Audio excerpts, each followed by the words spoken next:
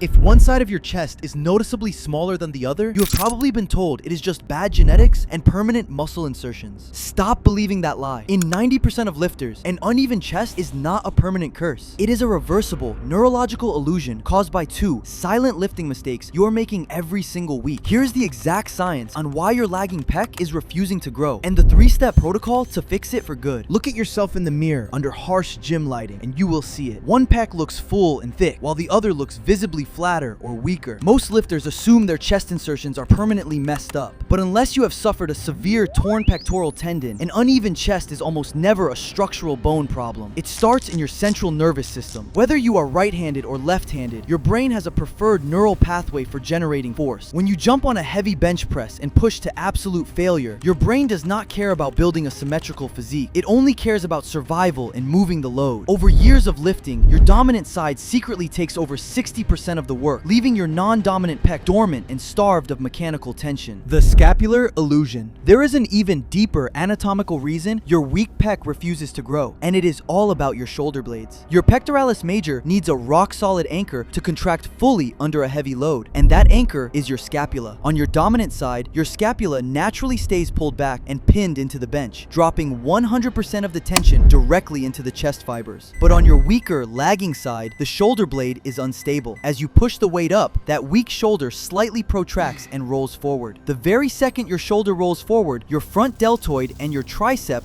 steal the load. You are not genetically cursed with a flat pec. You are just mechanically short-circuiting the muscle. The Unilateral Isolation Rule. You cannot fix an asymmetrical chest by throwing more weight on a barbell. You have to rewire your neuromuscular connection. Step 1 is the Unilateral Isolation Rule. For the next 8 to 12 weeks, you must completely ditch the barbell bench press and switch exclusively to dumbbells and converging single-arm machines. Here is how you execute the rule. Always start every single chest set with your weaker, lagging side first while you are completely fresh. Let us say your weak left pec hits 8 hard reps to failure. You then immediately switch to your stronger right arm, but you must stop your right arm at exactly 8 reps, even if you feel like you could easily do 3 or 4 more. By capping your dominant side and pushing your weak side to absolute failure, you force your body to adapt and allow the lagging muscle to catch up. The scapular anchor reset. Step 2 is the scapular anchor reset. We have to eliminate front deltoid takeover on your weaker side. Before you initiate any dumbbell press or cable fly, perform a conscious scapular lock. Pull your shoulder blades hard together, depress them down toward your waist, and imagine you are trying to trap a pencil between them. As you lower the weight on your lagging side, focus entirely on keeping that shoulder blade pinned to the bench. Do not allow the shoulder to roll forward at the bottom of the stretch. If you have to drop the weight by 20% to maintain that lock position, do it. Perfect mechanical alignment with a lighter load will build 10 times more chest mass than heavy pressing with the rolled shoulder. The pre-exhaust neuromuscular primer. If you cannot feel your weak pec working during heavy compound lifts, we have to wake up those dormant motor units before you press. At the beginning of your chest workout, go to a single arm cable station. Set the pulley to chest height and perform 2 light continuous sets of 12 to 15 reps of across the body flies using only your lagging side. But here is the secret. As you bring your arm across your chest, use your free hand to physically touch